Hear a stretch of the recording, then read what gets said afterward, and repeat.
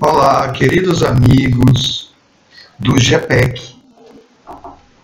Jesus nos abençoe, nos dê paz, nos dê sempre compreensão e que na noite de hoje nós possamos refletir um pouco sobre o tema que foi proposto pela casa.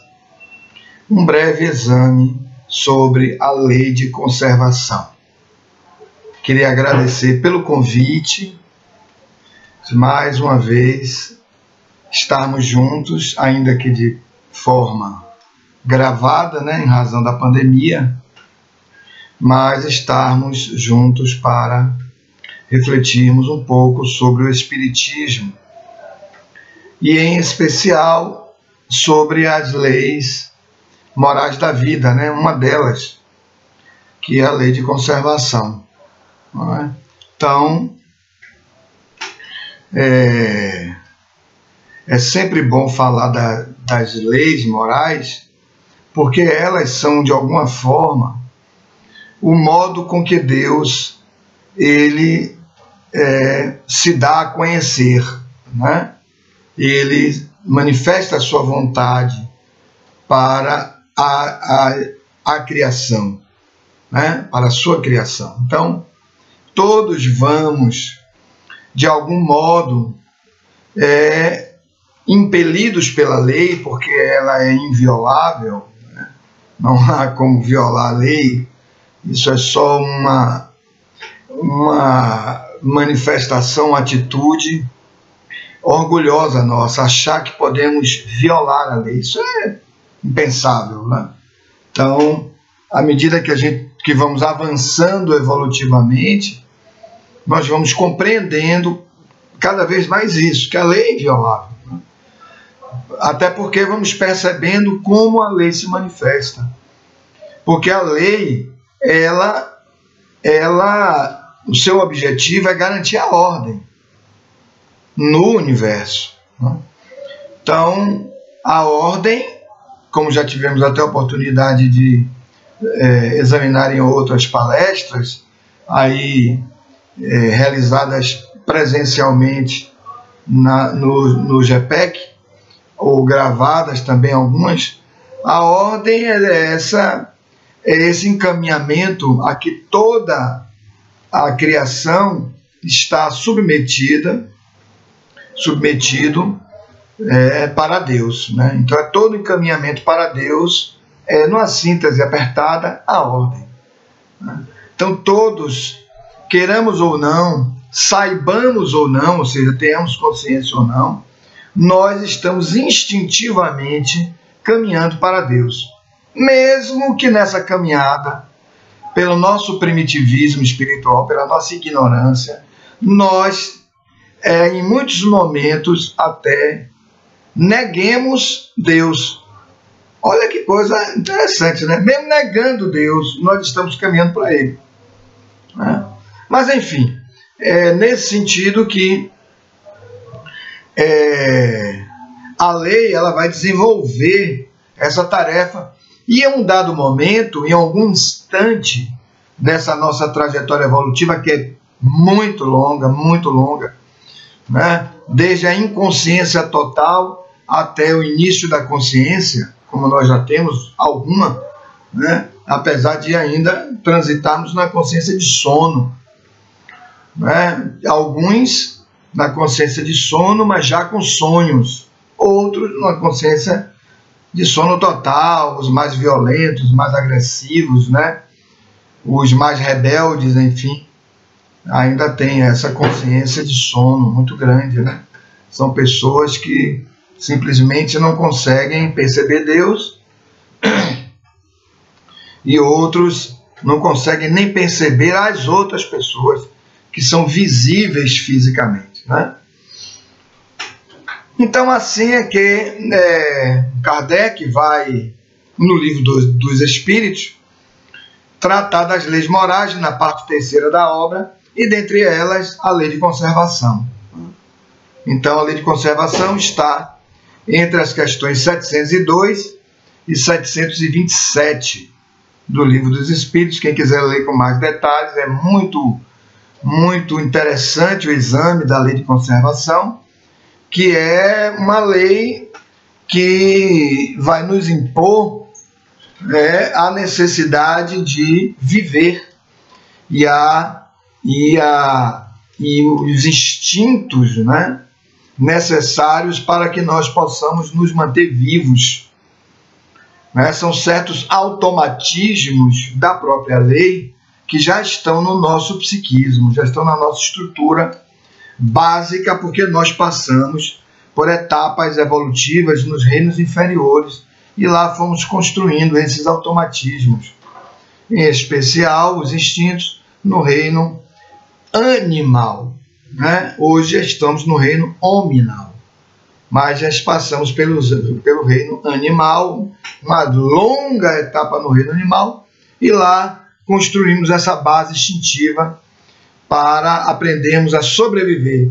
Então esses automatismos, os automatismos mesmo da nossa estrutura orgânica, não precisamos pensar para o coração funcionar, não precisamos pensar para termos fome, enfim. Então esses automatismos são construídos lá, são formados lá e seguem conosco, para quando chegarmos na etapa hominal, nós não precisarmos mais, de algum modo, pensar nessas coisas. Claro, você vai ter que trabalhar, vai ter que ter desenvolvimento, que a lei de trabalho é uma outra lei, que mais não vamos falar dela exatamente hoje. Mas vamos precisar atuar na vida de modo a criar as condições para atender a esse instinto, a essa necessidade corporal de viver.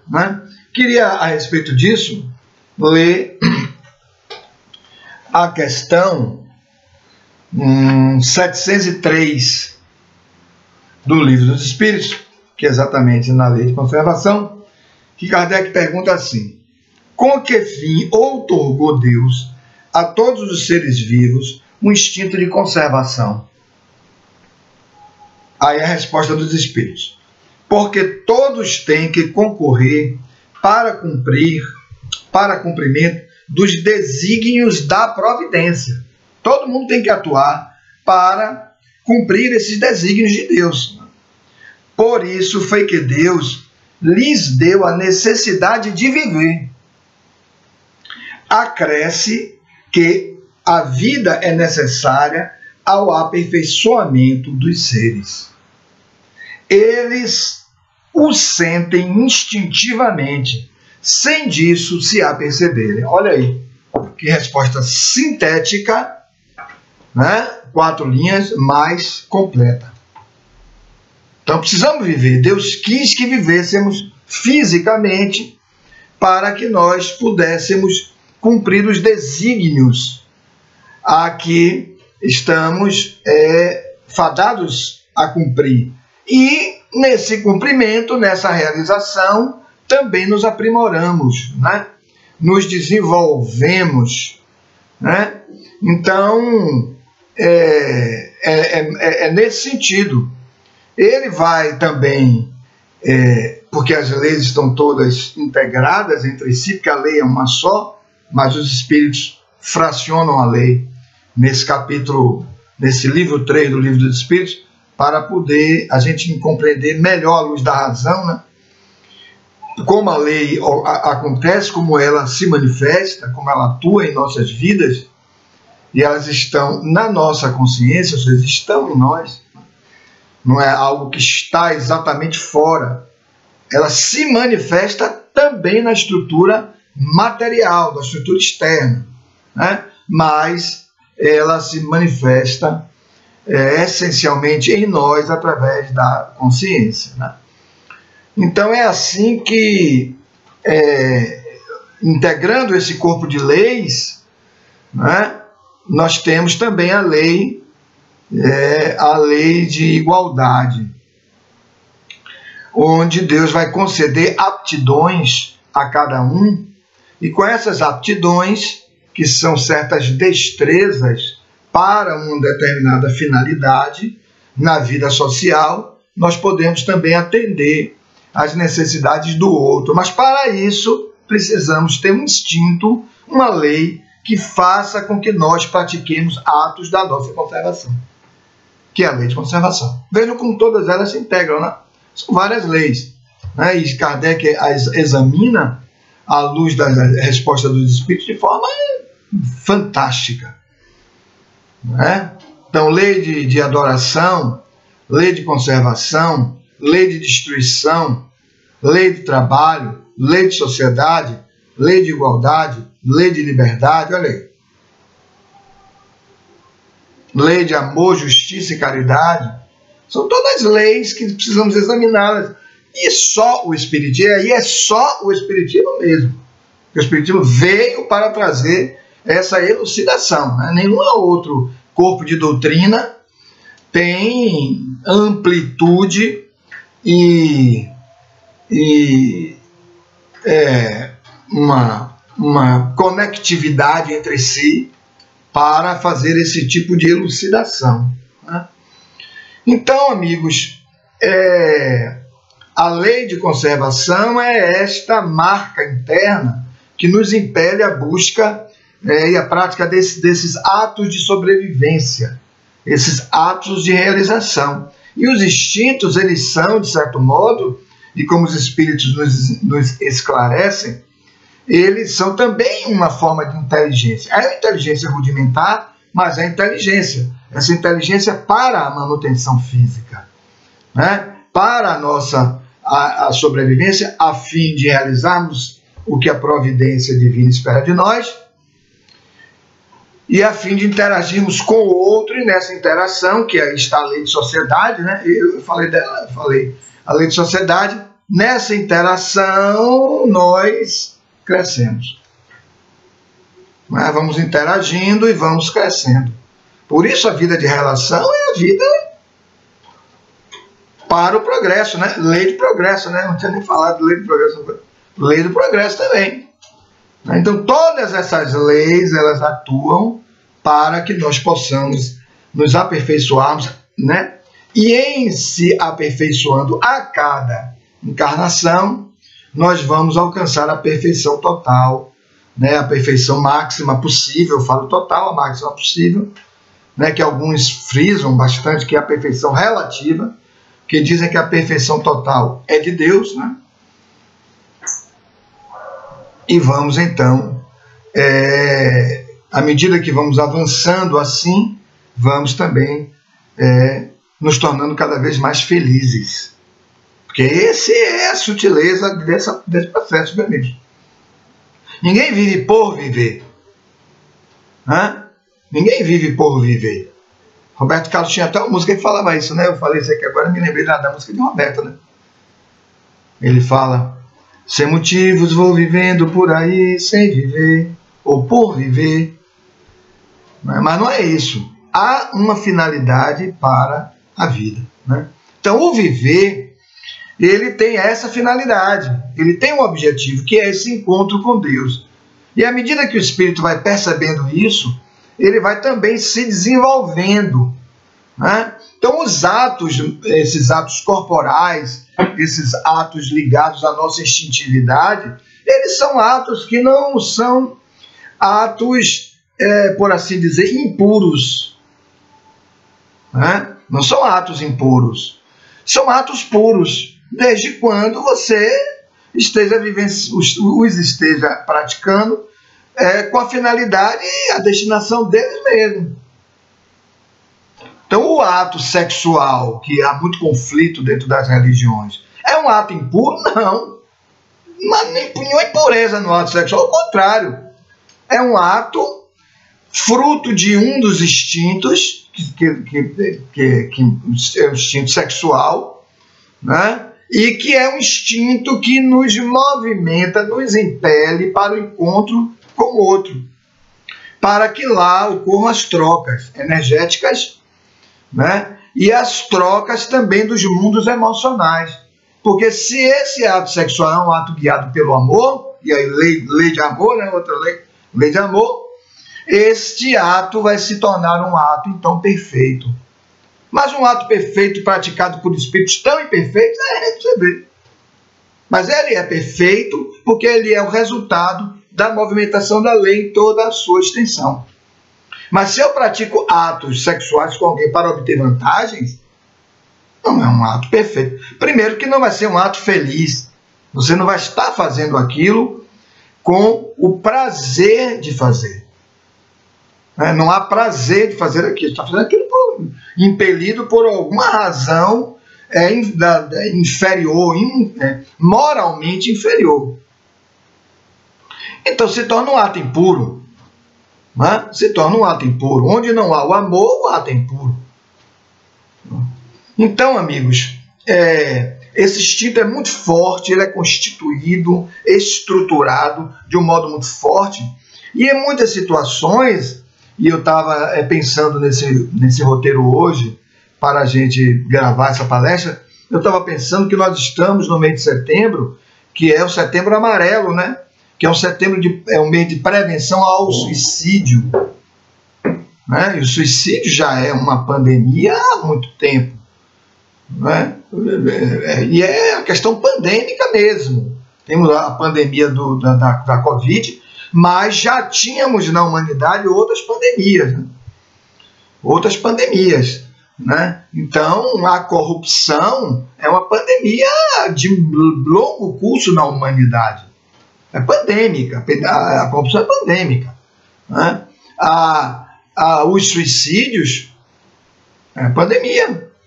Né? Então, nesse sentido, as últimas estatísticas antes da pandemia da Covid, eu não sei como é que estão as estatísticas hoje, mas se elas já existem, eu acredito que nem existam ainda, mas no mundo, uma pessoa se suicidava a cada 40 segundos.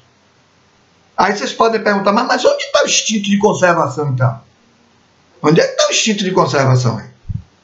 Não é? Então, olha bem essa questão, uma questão muito significativa, porque nós temos uma base instintiva exatamente para fazer o indivíduo se agarrar à vida física, não é? Para ele viver uma vida física.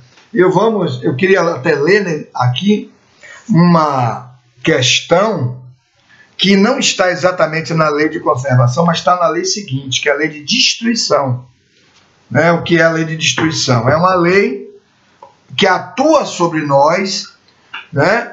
De modo e aí sobre os nossos aspectos corporais, né? Isso é importante a gente entender isso, para que este corpo e tudo que há fisicamente, materialmente, pelo atrito, né, pela ação dos corpos, uma montanha vai perdendo massa, né, estruturas suas, pela ação do vento. A cada ano ela vai sofrendo a ação do vento, vai sofrendo uma ação corrosiva, né? Então ela vai diminuindo e aquele material está indo agregar outro material. Um dia ela pode sumir, daqui a milhões de anos ela pode desaparecer. Havia uma montanha enorme aqui, não existe mais. Claro que não vai estar ninguém milhões de anos lá para lembrar disso, né? Agora é óbvio que existem registros de todas essas coisas, né? Esses fatos.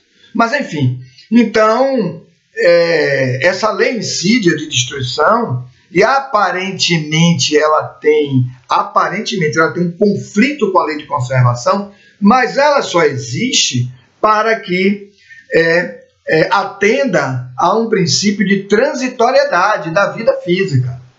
Então, quando nós reencarnamos com uma determinada cota de fluido vital, energia para animar o corpo físico, né? E essa estrutura, ela está essa energia vital está arquivada no nosso perispírito. As células perispirituais, ou seja, energéticas, do nosso molde energético, que cria o corpo, né, físico, elas estão intrinsecamente ligadas às células corporais. Então há um corpo intermediário entre o perispírito e o corpo físico, que se convencionou chamar de duplo etérico. Né? Então há um duplo que armazena esse tipo de fluido para a gente ir usando durante a vida física. Mas se a gente abusa na vida física, comete excessos de ligamentos, a gente gasta mais energia. Então, dentro do nosso planejamento reencarnatório para viver 80 anos, nós começamos lá aos 50 e poucos, né, por ali, 60, já temos um desgaste físico muito grande. Tanto que há pessoas que, por excessos, e aí excessos de alimentação, excessos, desregramentos, né, de vária ordem, né, sexuais e outros tantos, preocupações e outras coisas, vão gastando esse fluido também. E aí chega um pouquinho acabadinho lá, bem antes de chegar aos 80. Alguns nem chegarão lá, né? Ou chegarão muito debilitados organicamente, porque houve uma espécie de violação a este compromisso, né? A essa estrutura que foi montada, né? Oscar, mas a lei não é inviolável? Pois é, mas lembremos que dentro das leis, existe também a lei de liberdade, né? E a estrutura central da lei de liberdade é o livre-arbítrio. Então Deus nos concede o livre-arbítrio e nos dá os recursos para nós usarmos. Bom, use aí, vê como é que você vai usar isso. Vamos ver a sua destreza em usar e ver como você vai avançar, que são as nossas provas, né? E a gente já ouviu bastante, já leu bastante aí nas palestras espíritas e obras espíritas sobre provas, né? Então, todos nós estamos sempre submetidos a provas. Provas aí no seu sentido genérico, no sentido geral, né? Então, amigos, eu queria ler uma questão que vai falar bastante sobre isso. Sim. Então, esse aparente confronto entre lei de conservação e lei de destruição, e a destruição existe para que, vendo os corpos destruindo-se e as estruturas acabando, né, ao longo do tempo, nós compreendemos a transitoriedade de tudo que é físico, né? Que em elucidações de Jesus anteriores, né, ele vai dizer que nós devemos nos desapegar para entrarmos na nossa dimensão de espírito, não é assim que ele fala? Assim, ele abre o sermão com isso. Bem-aventurados os pobres pelo Espírito, porque deles é o reino dos céus. Então essa pobreza é uma pobreza que nós podemos fazer na leitura como desapego. Felizes aqueles que não têm uma riqueza com as coisas materiais, não têm grandes envolvimentos ou pretensões materiais, mas não têm pelo Espírito que se é. É isso que ele quer dizer. Pelo Espírito que se é. Porque não é uma questão de só pobre pode ingressar no reino dos céus. Ele não está dizendo isso. Se a gente interpreta assim, nós terminaremos interpretando errado. Essa pobreza não é a pobreza de não ter bens, é uma pobreza de não estar preso a eles. Porque todos poderão entrar no reino dos céus. Qualquer um. Inclusive os ricos. Os que têm muitos bens, basta não estar preso a eles, mas dar a eles a destinação que o seu compromisso lhe diz. Onde está esse compromisso?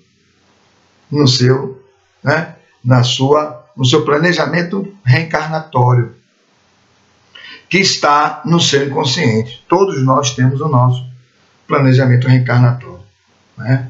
Então é nesse sentido que os espíritos vão dizer: a destruição existe para fins do indivíduo ressignificar a vida física, dar um novo significado, né? A vida física, e entender que é preciso renovar.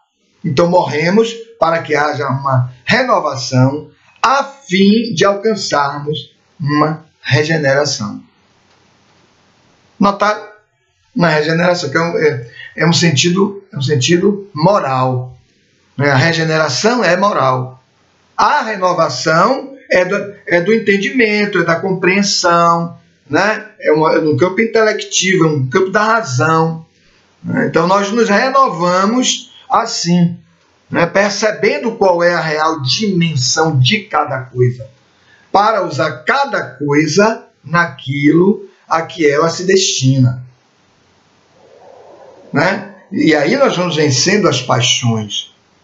Vamos vencendo as paixões. Que a paixão é que nos leva aos aprisionamentos e aos desregramentos e às nossas contenções evolutivas. Aí a gente não anda. O apaixonado não anda, é tudo aquilo.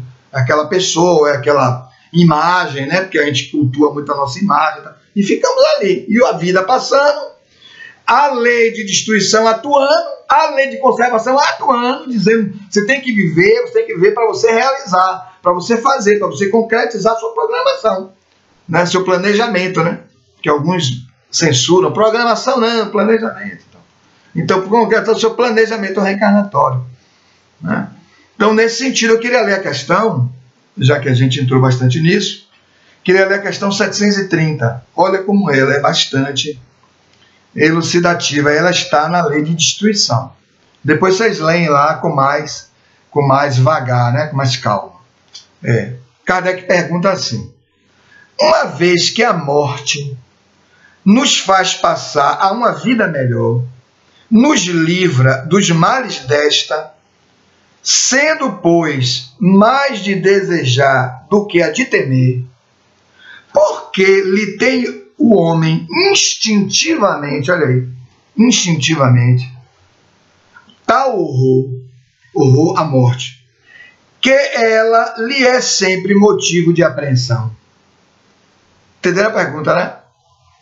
Olha como Kardec vai frisar isso. Os espíritos estão o tempo todo dizendo, mas a vida espiritual é a vida real, é a vida melhor, é a vida onde há liberdade do espírito e tal. Ele não precisa estar vinculado a um corpo com muitas necessidades, com muitas submetido a dores físicas, etc.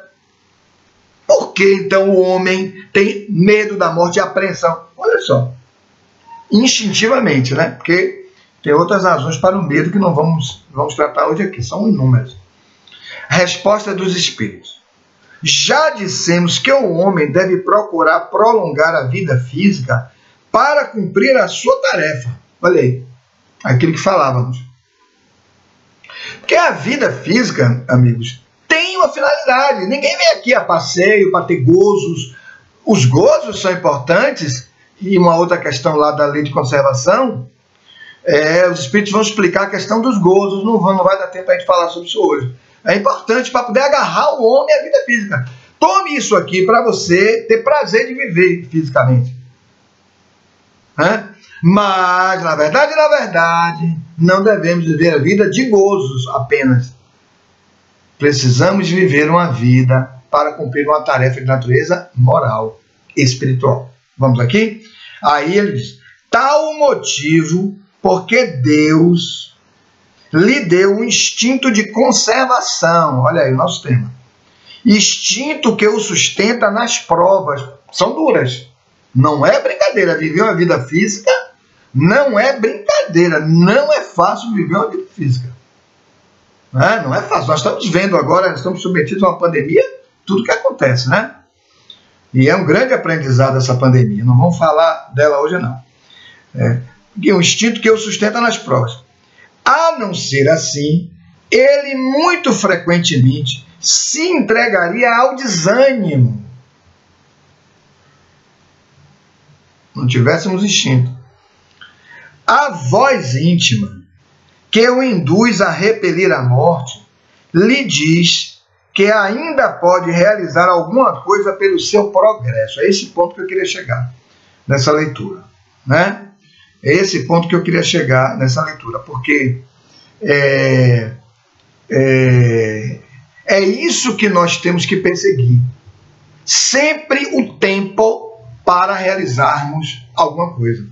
Por isso o espírito quer mais tempo, porque instintivamente ele sabe, eu tenho uma tarefa a cumprir. Qual é essa tarefa? Alguns atos ligados à família, ligados à profissão, tarefas... porque a profissão tem muito a ver com a questão espiritual, né? Engana-se imensamente quem acha, não, a profissão é uma coisa, os meus atos de vida espiritual são outra. Negativo.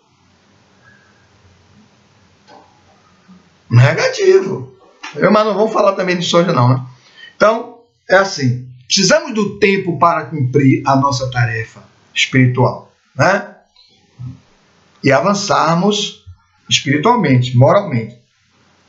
A ameaça de um perigo constitui aviso para que se aproveite da dilação que Deus lhe concede.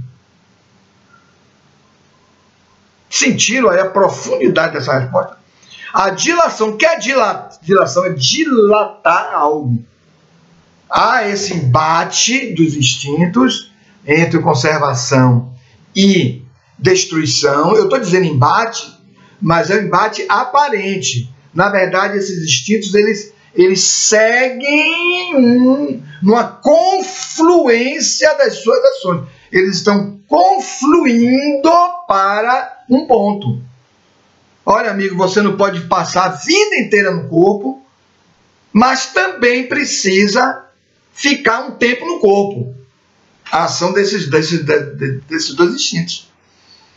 Né? Que vai resultar o quê? À medida que você pratica atos da sua conservação, mas não é só viver na academia, viver tomando os remédios adequados, aquela vida toda certinha. Não é só isso. É isso. Mas é também para você ter a vida, ter os seus movimentos normais, as suas capacidades, né, intelectivas, os seus recursos, para promover progresso para alguém.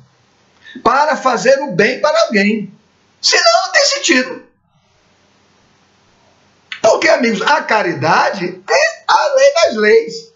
Todas essas leis juntas visam a que o indivíduo realize a caridade. Pratique o bem, e só praticando o bem, ele tem condições de chegar a Deus. À medida que ele avança, o bem que ele faz é um bem cada vez mais desinteressado. Não é que pessoas que tenham interesse e não praticam, mas têm muito interesse.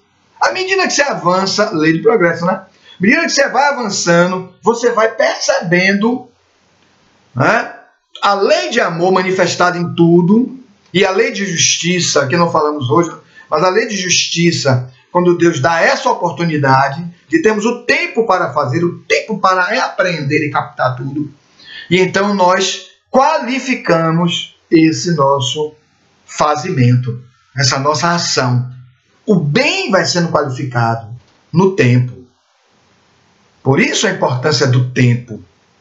Né? O tempo é elemento decisivo na nossa etapa evolutiva.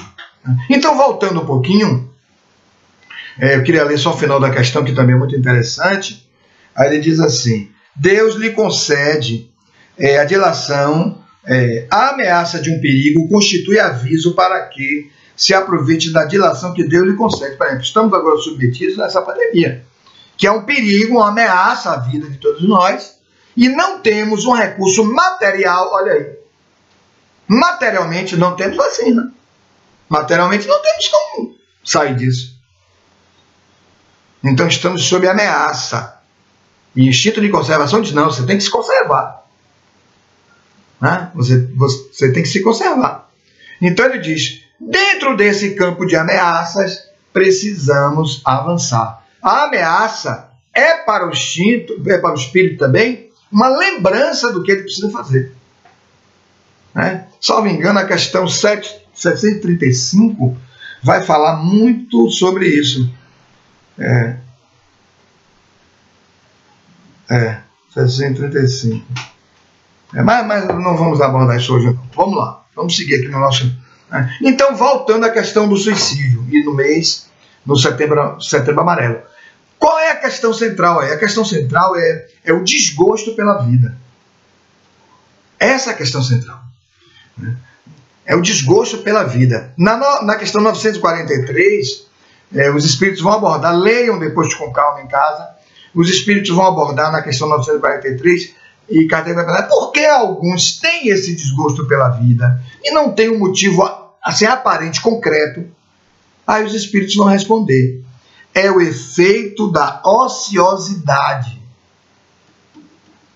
Olha aí, você está parado, tudo acontecendo, outras coisas acontecendo, tudo se realizando, mas você está ocioso, sem fazer nada, sem ativar suas potencialidades. A vida para você não tem nenhum sentido.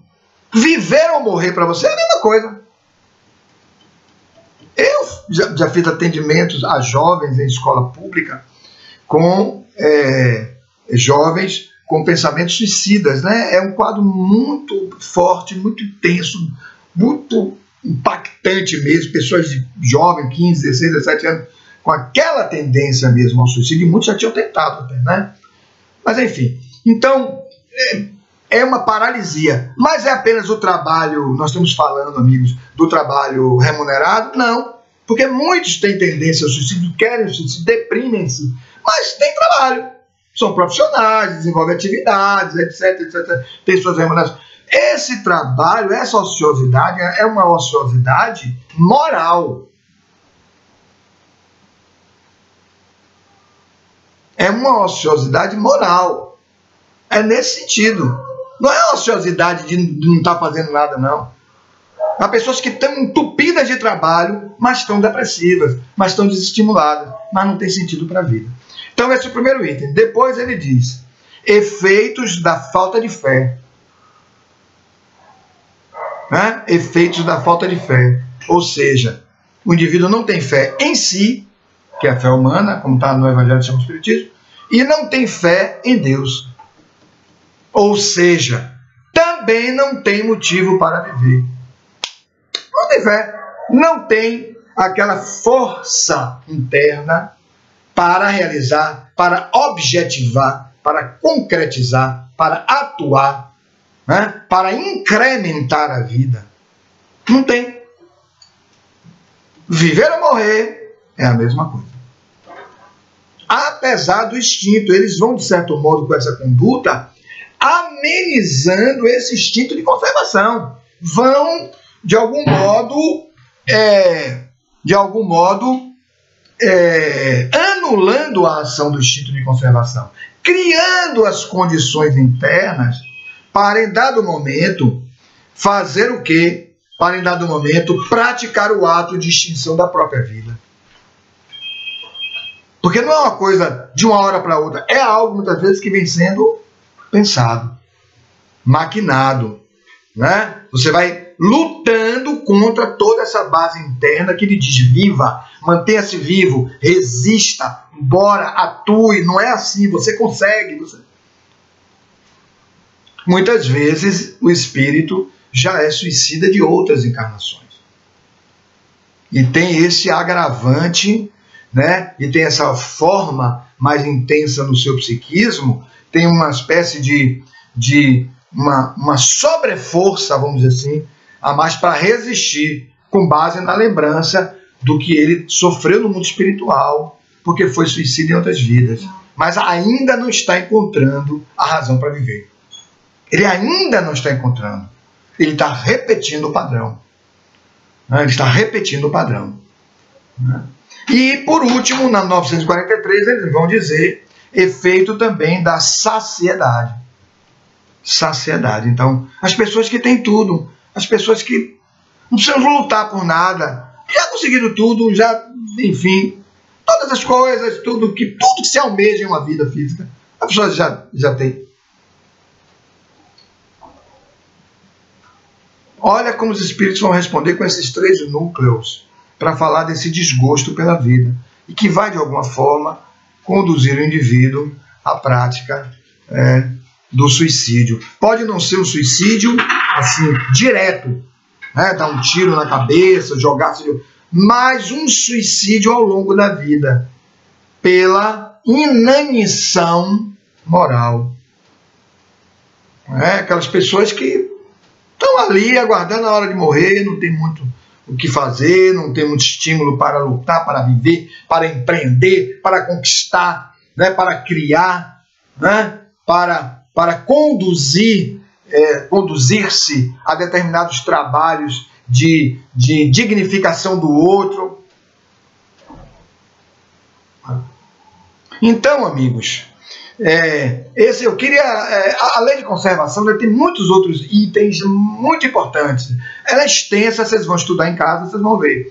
Mas eu queria focar um pouquinho, né, hoje nesse aspecto, para dizer então que aqueles que têm esse desânimo perante a vida, permitam que o seu instinto de conservação atue.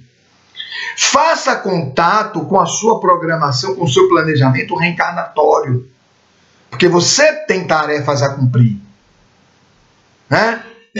Busque na oração a renovação dos pensamentos. Quando oramos, nos elevamos acima da matéria. Olha aí. E ingressamos numa relação direta com Deus. E isso vai permitir que a gente ganhe um ânimo, um reforço novo, um reforço moral, forças novas. Também vai permitir que a gente mantenha contato com o nosso planejamento reencarnatório, as tarefas que temos para fazer. Mas a vida já passou muito, eu não fiz, foi o filho que eu não dei atenção, a esposa ou o esposo que eu também não.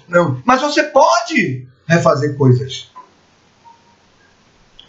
Né? Você pode refazer coisas. Você pode reencetar uma atividade. É preciso que você se reprograme para isso. Você se ajuste. Não fez em relação a uns, faça em relação a outros.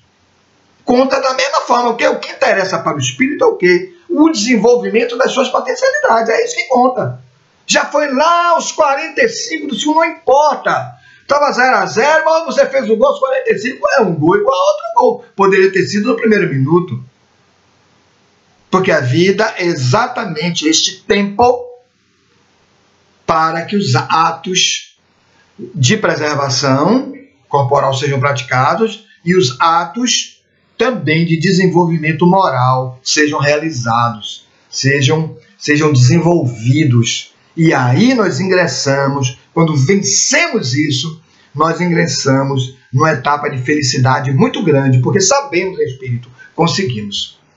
Né? E muitas vezes precisamos vencer até as influências espirituais que nos querem nos conduzir aos processos de autodestruição, a suicídio e outras condutas autodestrutivas, né? Que são as obsessões, né? Que normalmente quando nós deprimimos e caímos moralmente no nosso sentido da vida, abrimos campo mental para essas invasões psíquicas, né? Essas interpenetrações psíquicas, que nós chamamos em doutrina espírita mais de sintonias, né? As sintonias. Então essas sintonias de inferioridade são sintonias que podem nos conduzir a atos graves, extremos, e aí, voltando ao mundo espiritual, não estaremos bem, porque tristes, muito impactados conosco mesmo, com nós mesmos, porque não conseguimos. Tá certo, amigos? Eu queria deixar essa mensagem de estímulo a todos que estamos e a todos que possam assistir a palestra ou que de algum modo estejam vivendo atos de desestímulo perante a vida. Ânimo, meu amigo, bom ânimo. Jesus fala isso, né? Tende bom ânimo. Na vida, ele diz assim, na vida tereis o quê? Tereis tribulações. Né? Mas tende bom ânimo, ou seja, o que é ter bom ânimo? É agir com a alma. Põe a alma nos seus atos de vida. Porque a alma já é a própria expressão da divindade. O ânimo vem de ânima, e ânima significa alma. Aqueles que agem na vida sem alma não marcam a vida. Não marcam as pessoas, porque não estão marcadas por sua própria alma. Vivem um mundo de aparência e ficam lá o quê? Prisioneiros daquele mundo de aparência. Sem nenhum sentido. Quando vão dormir, quando não há mais nada para se projetar, nem rede social, nem encontro social, não há mais nada para se projetar, deprimem. Mas se você anda com a alma e vive com a alma, você estará muito feliz com as pessoas ou consigo mesmo, nos momentos, e aí que serão momentos até muito especiais, né? Os momentos que nós entramos num contato, numa relação muito bonita com nós mesmos. Ok, amigos? Eu queria agradecer pelo convite aos queridos amigos e trabalhadores do GEPEC e também pelo tema, tá certo? Muita paz, bons estudos, boas reflexões. Jesus nos abençoe a todos.